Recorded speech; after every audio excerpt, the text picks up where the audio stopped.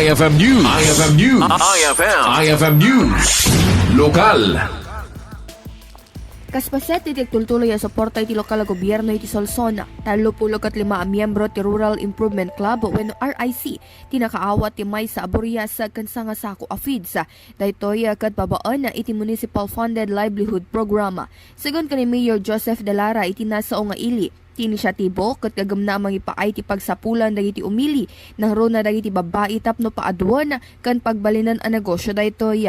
Mainayg iti daytoy inayon ti mayor at ti swine dispersal program kat kalikagom na apasayaatan na ti income at itunggal maysa kan pan nakaitandudo payon ti food security iti nasa nga lugar.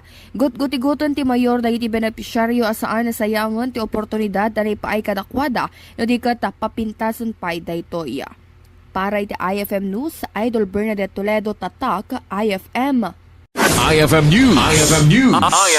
IFM News. Lokal.